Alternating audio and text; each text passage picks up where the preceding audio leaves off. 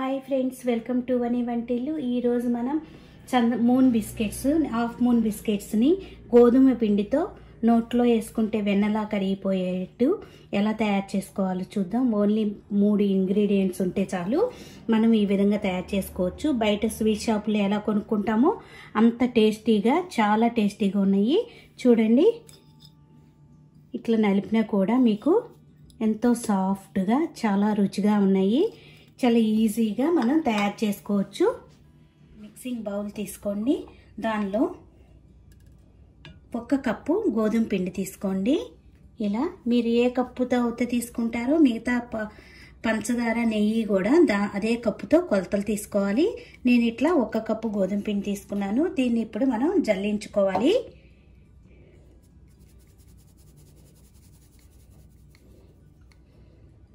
ఇలా జల్లించుకున్నాక 1/2 కప్పు, మనం ఈ కప్పుతో గోధుమ పిండి తీసుకున్నాం కదా, ఇదే కప్పుతో 1/2 కప్పు పంచదార పొడి తీసుకుందాం. పంచదారని ఇలా మిక్సీ జార్లో వేసుకుని గ్రైండ్ చేసుకుంటే ఇలా పంచదార పొడి వస్తుంది. దీనిలో ఇప్పుడు పంచదార పొడి వేసి జల్లించుకోవాలి. 1/2 కప్పు తీసుకున్నాం కదా, దీన్ని జల్లించుకుందాం.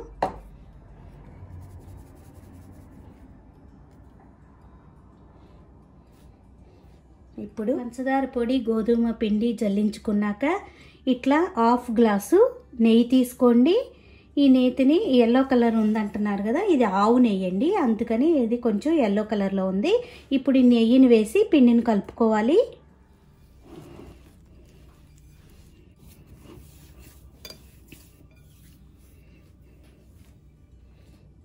చూడండి, ఇలా ముద్దలాగా కలుపుకున్నాం.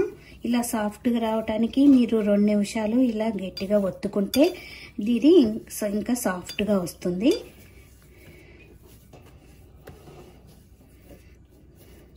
చూడండి, మీకు వీడియోలో చూస్తుంటే తెలుస్తుంది కదా పిండి ఎంత సాఫ్ట్గా ఉందో. ఇలా రావాలి. మీ దగ్గర ఏ గిన్నె మందంగా ఉంటే అది తీసుకుని ఇలా గిన్నె పెట్టుకుని ఒక 5 నిమిషాలు ప్రీ హీట్ చేసుకోండి, లో ఫ్లేమ్లో పెట్టుకుని. ఇప్పుడు మనం బిస్కెట్లు తయారు చేసుకుందాం. ఒక ప్లేట్లో అయినా పెట్టుకోవచ్చు, లేకపోతే ఇట్లా బేకింగ్ ట్రేలో అయినా అడుగున ఆయిల్ రాసి, ప్లేట్కైనా నెయ్యి కానీ ఆయిల్ కానీ ఇలా రాసి పెట్టుకోండి.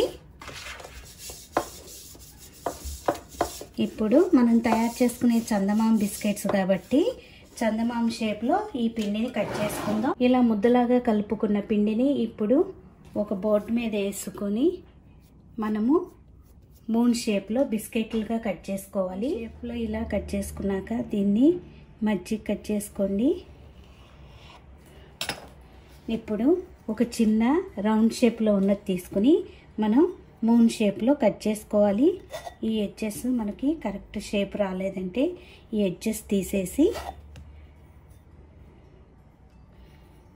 ఇలా మనకు కావాల్సిన సైజులో కట్ చేసుకోవాలి.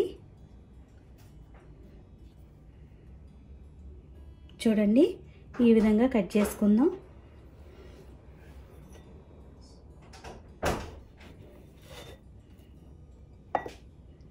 మూన్ షేప్లో ఉండేట్టు అన్నీ ఇలా కట్ చేసి పక్కన పెట్టుకోండి.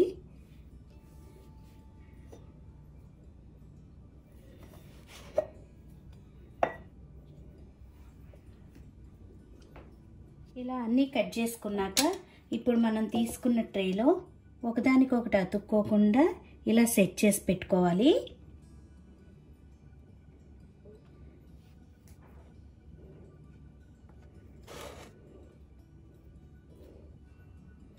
ఇలా పెట్టుకోండి.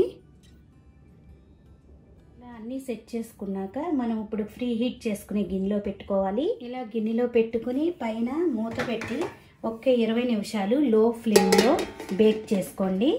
అప్పుడు మనకి బిస్కెట్లు పర్ఫెక్ట్గా బేక్ అవుతాయి. 20 నిమిషాలు బేక్ అయ్యాక మీరు మూత తీసుకుని ఒక టూత్ పిక్ ఇచ్చి చూడండి. టూత్ పిక్కి పిండి అనేది ఏమీ అతుక్కోకుండా ఉంటే మనకి బేక్ అయినట్టు. వీటిని ఇప్పుడు ఓ ప్లేట్లో తీసుకుని పూర్తిగా చల్లారనిద్దాం. ఇప్పుడు ఒక్కొక్కటి తీసుకుని ప్లేట్లో పెట్టుకుందాం.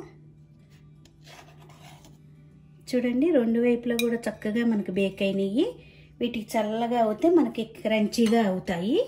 ఇలా ఈ ప్లేట్లో బిస్కెట్స్ అన్నీ పెట్టుకుందాం. చూడండి బిస్కెట్లన్నీ రెడీ అయిపోయినాయి. ఇవి 2 నెలల వరకు కూడా నిల్వ ఉంటాయి. బయట స్వీట్ షాప్లో మనం ఎలా కొనుక్కుంటామో అలా ఇంట్లో నోట్లో వెన్నలాగా కరిగిపోతున్నాయి. మీరు ఎవరికన్నా పెట్టినా కూడా ఇవి గోధుమ పిండితో చేశారంటే నమ్మనంత టేస్టీగా రుచిగా ఉన్నాయి. ఈ వీడియో మీకు నచ్చినట్టయితే ఒక లైక్ చేయండి, షేర్ చేయండి, కామెంట్ చేయండి. మరిన్ని వీడియోల కోసం వనీ వంటిల్ని సబ్స్క్రైబ్ చేసుకోండి. ఇంతవరకు నా ఛానల్ని సబ్స్క్రైబ్ చేసుకొని వారైతే సబ్స్క్రైబ్ చేసుకోండి. అలాగే నా ఫేస్బుక్ పేజీని కూడా ఫాలో అవ్వండి. Thank you for watching.